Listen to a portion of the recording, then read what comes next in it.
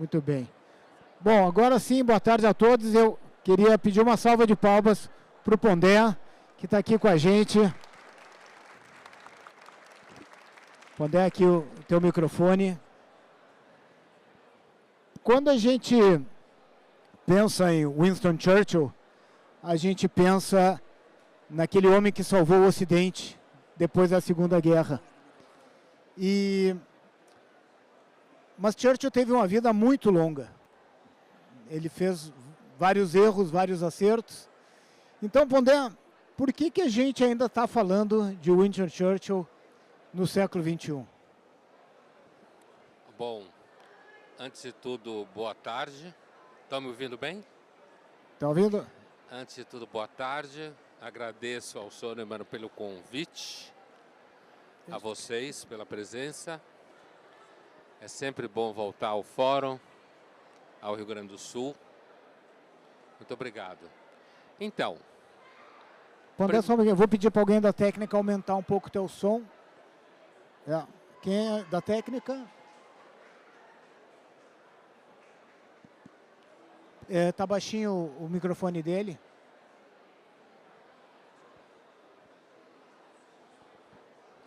Isso se chama síndrome da apresentação. É sempre assim, né? O som sempre dá pau, cara. Sempre. Eu acho que vamos trocar o teu microfone. Só fala pertinho, por favor. Ok, vamos lá. Melhorou? Para mim tá igual. Não melhorou, né? Para mim tá igual. Bom, vamos tentar. Então, o que eu ia dizer é que você pergunta por que hoje a gente ainda está falando do Winston Churchill. Primeiro porque tem figuras históricas que conseguem viver durante muito tempo depois que eles morreram. Eu lembro, é claro que o número de anos é maior, não é a mesma coisa, mas eu lembro quando o Aquiles, fui lá para trás agora, quando a Aquiles está prestes a ir para a guerra de Troia e ele pergunta para a mãe dele, que era uma deusa, se ele devia ir para Troia ou se ele devia ficar na sua região, Larissa, e ela fala que se ele ficasse em Larissa, ele iria casar, ele iria ter filhos e netos, ia ser lembrado pelos seus filhos, pelos seus netos, pela sua mulher. Se ele fosse para Troia, ele ia morrer, mas ele ia ser lembrado por 1 milhão de anos. E a gente está falando do Aquiles até hoje. Se ele tivesse sido casado e ficado em Larissa, a gente provavelmente não estaria falando do Aquiles, né? Então, eu fiz essa analogia porque o Churchill, ele teve um papel essencial, eu diria o primeiro de todos. Foi o primeiro que segurou o nazismo nos dentes, né? Foi o primeiro que percebeu o que significava o Hitler na Europa naquele momento. Ele teve a coragem, durante muito tempo, estando só, de continuar enfrentando aquilo que o Hitler significava, quando, inclusive, estava cercado, mesmo dentro da Inglaterra e no governo, por pessoas que não concordavam com ele, né? Eu tenho a impressão, outro dia um amigo meu, um colega meu lá do Labo da PUC em São Paulo, perguntou brincando, do jeito, falando da guerra do Irã, não sei o quê, do jeito que as coisas vão hoje, entrou um mar aqui no meu microfone. Do jeito que as coisas vão hoje, quem sabe se fosse durante a Segunda Guerra, ia ter muita gente torcendo pela Alemanha. Como muita gente torce pelo Irã.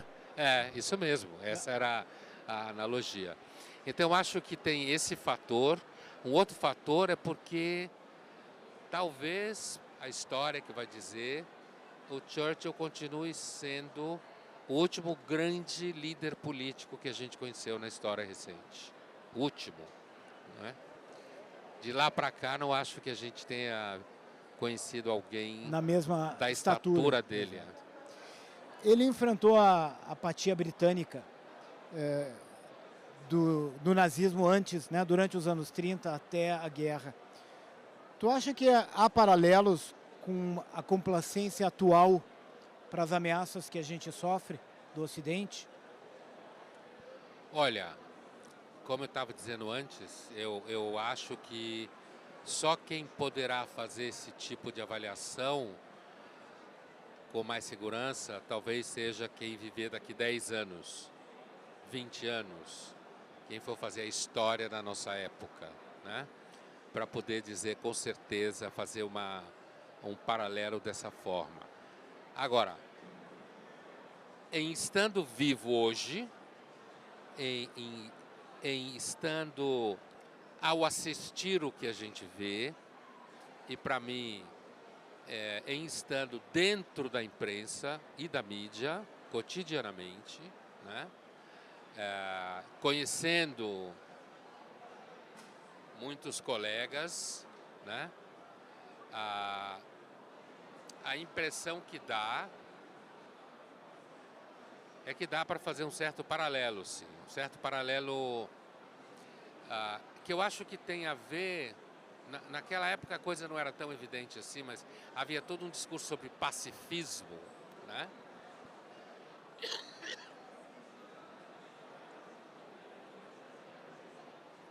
Desculpe, estou saindo de uma gripe péssima. Naquela época havia todo um discurso sobre pacifismo, inclusive na Inglaterra, né? Que teve até aquele movimento que as mulheres entregavam penas brancas, né, para os homens que não tinham se alistado, dizendo assim, olha, você é um covarde, toma uma pena branca aí, né? Ao invés de ir para o campo de batalha.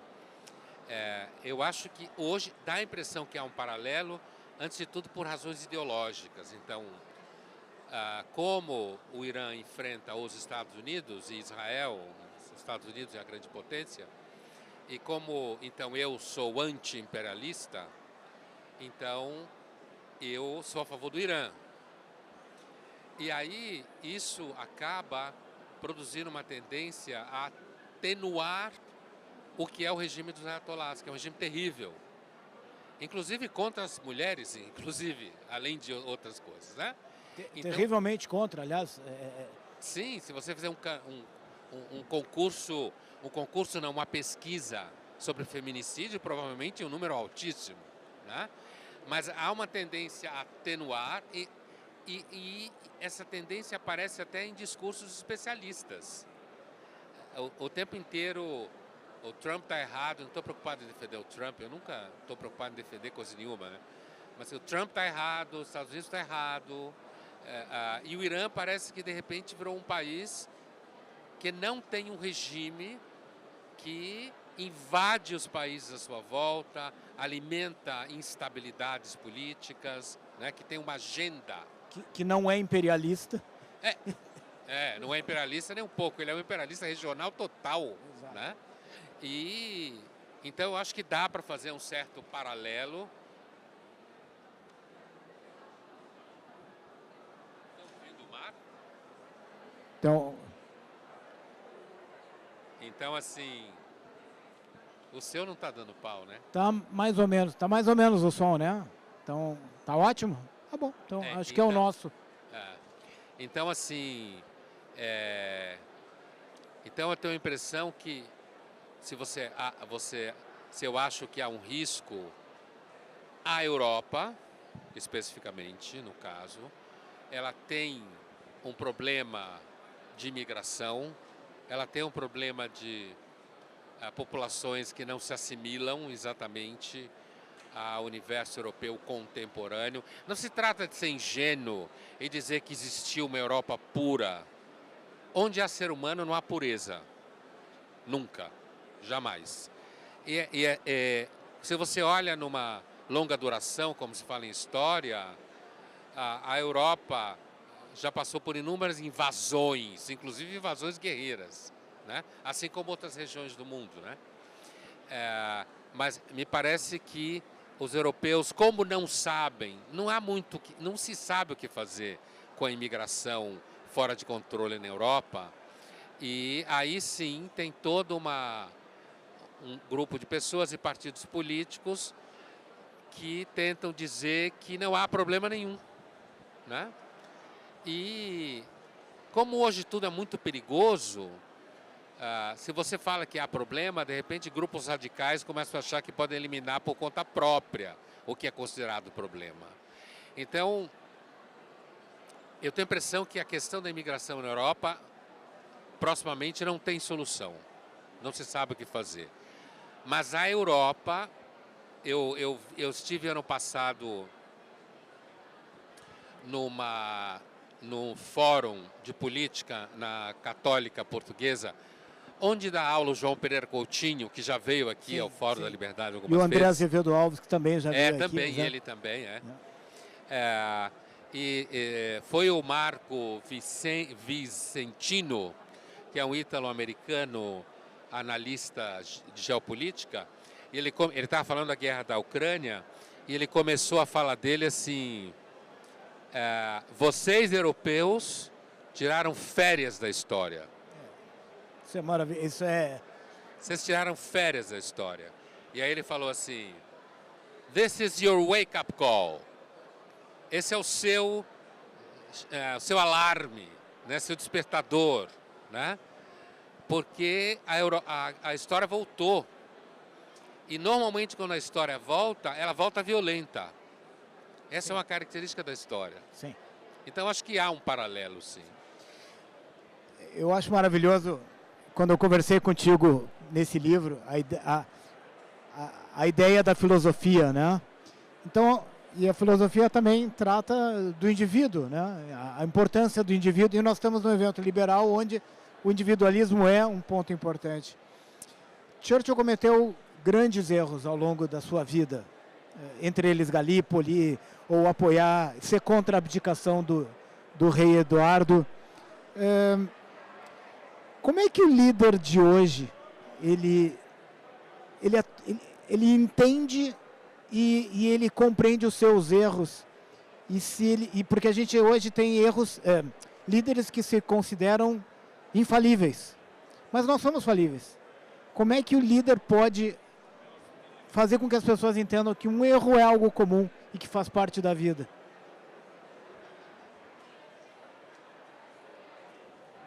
Olha, eu tirei isso porque eu estava ouvindo melhor você sem isso.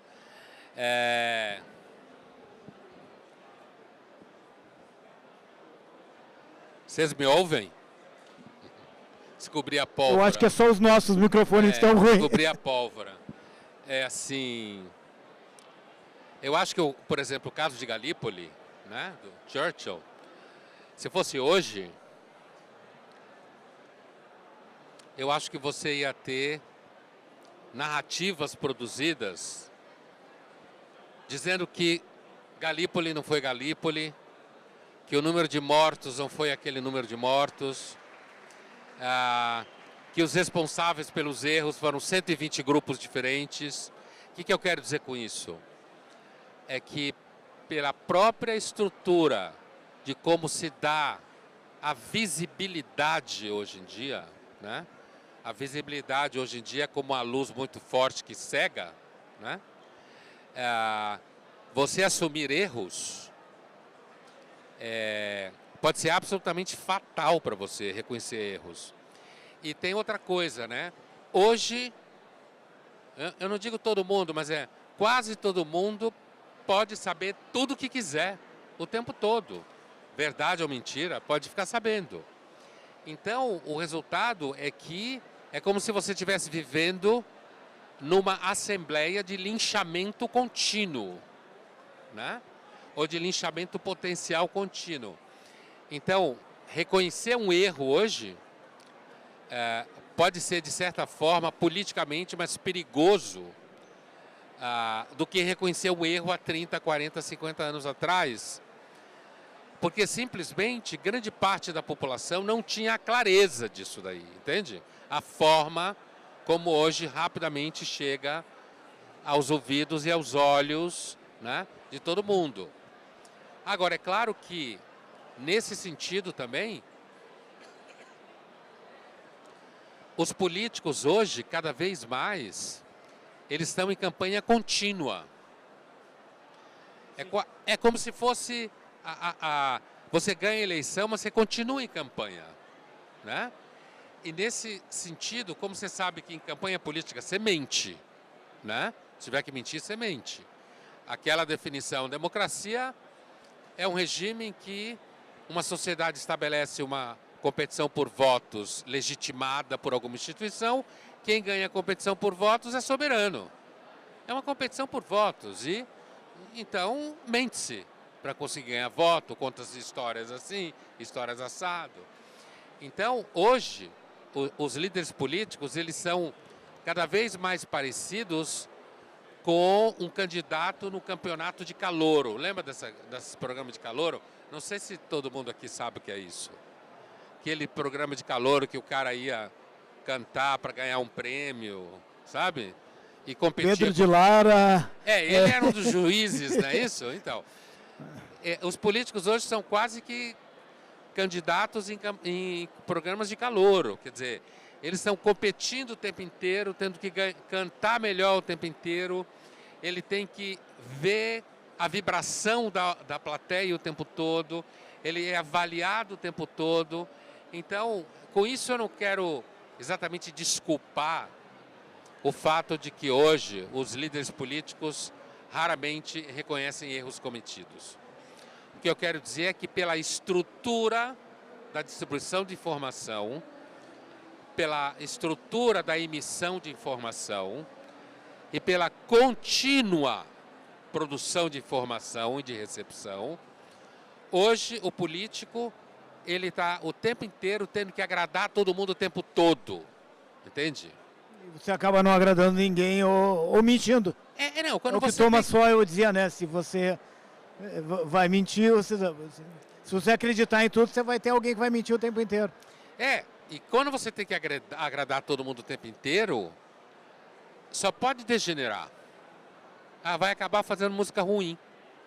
E aí tem um aspecto também que a gente está votando no menos pior.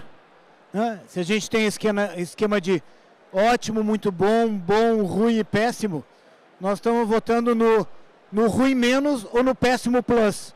Mas não estamos votando em alguém que é bom, ou que é muito bom, ou muito menos alguém que é ótimo. O que eu queria também te comentar um pouco essa resistência ao totalitarismo que Churchill era associado. Então, ele lutou contra todos os ismos. O fascismo, o nazismo, o totalitarismo, embora os ismos hoje começam a ter definições diferentes né, longe da realidade.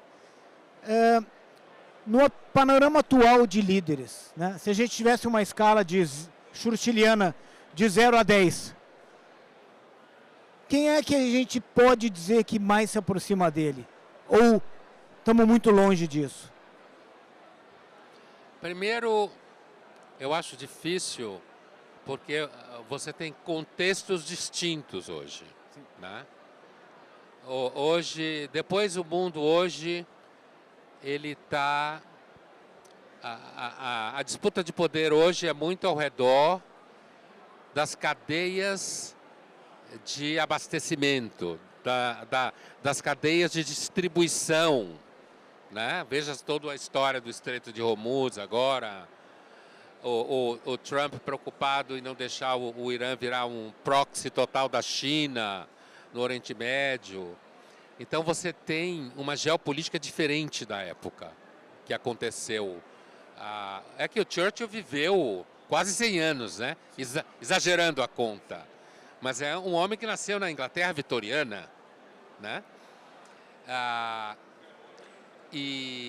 Então eu acho que é difícil fazer esse paralelo da escala churchilliana que você falou, porque o mundo hoje não é mais...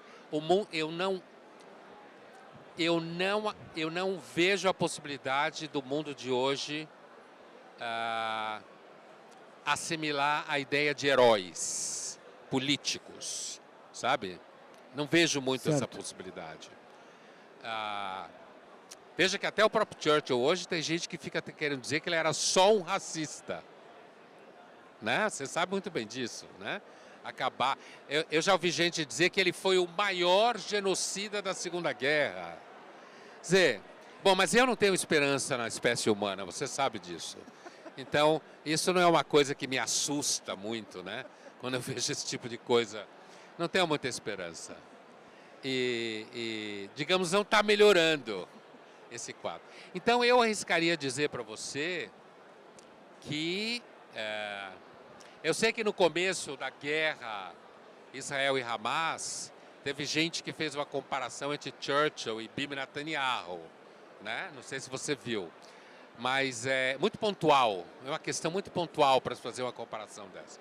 Não está longe de ter o mesmo nível de envergadura, eu quero dizer, que o Churchill enfrentou, né? Então, eu não vejo ninguém que a gente possa aproximar assim. Eu tenho certeza que os trumpistas devem achar que o Trump é essa pessoa, né? Mas talvez daqui 10 anos se ache que o Trump é essa pessoa. Eu acho que o Trump parece um cara muito mais errático do que o Churchill. Errático na forma de se comportar, né? E outras pessoas que na Europa não existe nenhum desses líderes. Impossível. Na América Latina você não tem uma geopolítica que implique numa grandiosidade como a que o Churchill teve que praticar, entende? A América Latina ela é geopoliticamente irrelevante. A única relevância que ela tem é porque ela é o quintal dos Estados Unidos. Então, quando aqui começa, de alguma forma, a ficar meio perigoso, os americanos lembram da América Latina. Quando nasce um índice chinês é que os Estados Unidos se preocupa. Aí ele se toca, Exato. é isso mesmo. Então, eu não vejo ninguém muito próximo, porque, inclusive, hoje tem uma coisa no mundo político que, assim, todo mundo quer, que eu acho que é uma característica bem nossa, da nossa época, todo político quer passar a ideia de que é bonzinho, tá?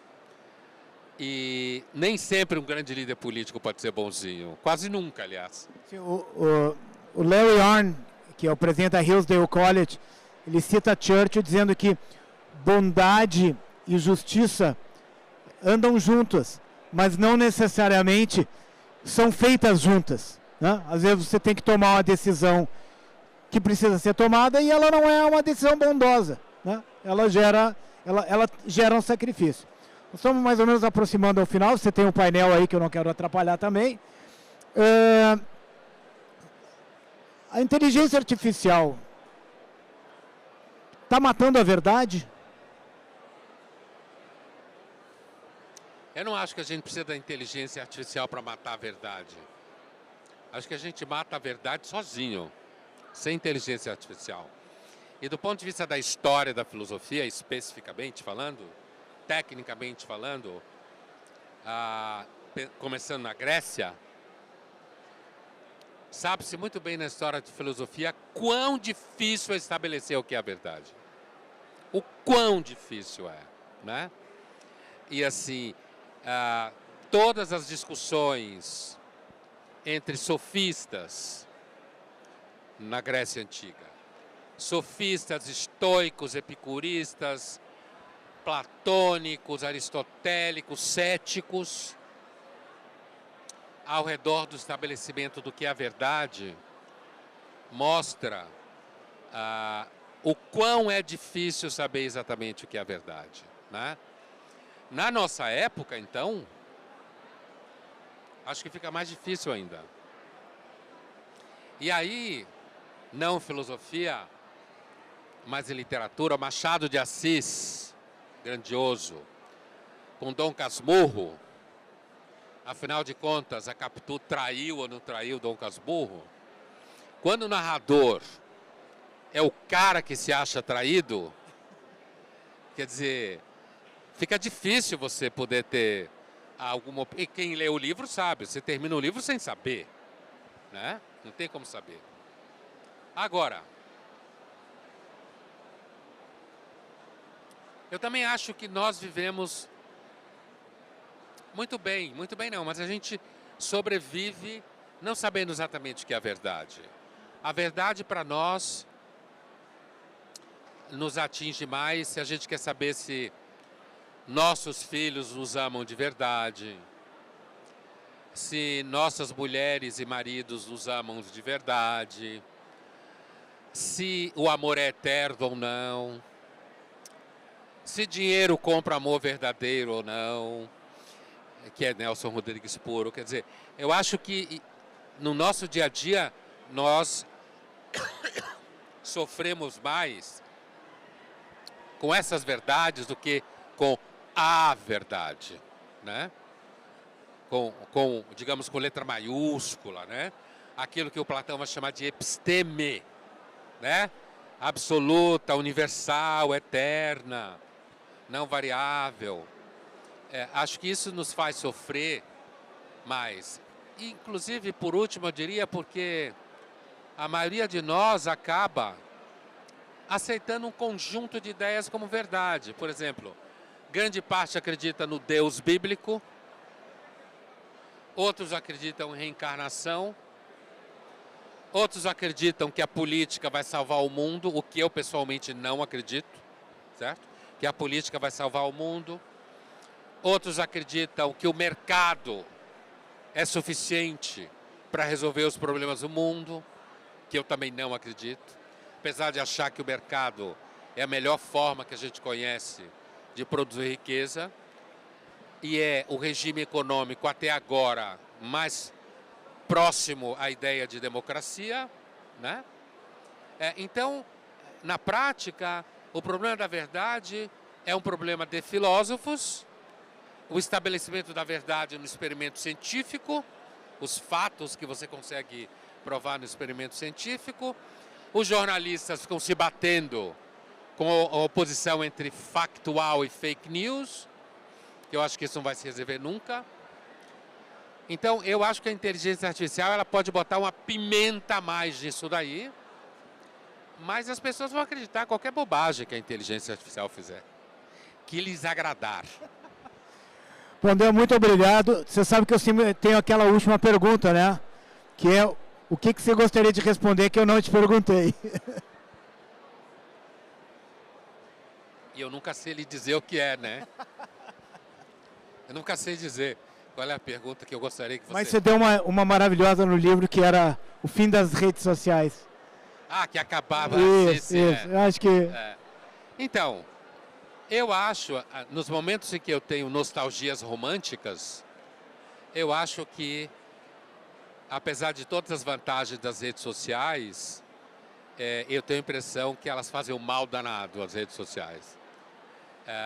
Inclusive, porque, sabendo de todos os ganhos que as redes sociais têm, e inclusive quem trabalha com o pensamento público como eu, mas eu acho que um dos grandes problemas das redes sociais é que elas produziram uma ilusão em muita gente de que sabem alguma coisa. Que sabem alguma coisa porque têm acesso a fragmentos, sabe? E as redes sociais deram direitos a todo mundo a acreditar em qualquer bobagem que queira acreditar. Luiz Felipe Pondé, muito obrigado. Você tem agora um painel ali dentro. Te agradeço. Uma salva de palmas, gente, para esse grande brasileiro aqui. E nós começamos em 5 minutos o próximo painel com Carlo Cauti e Felipe Vieira. Obrigado.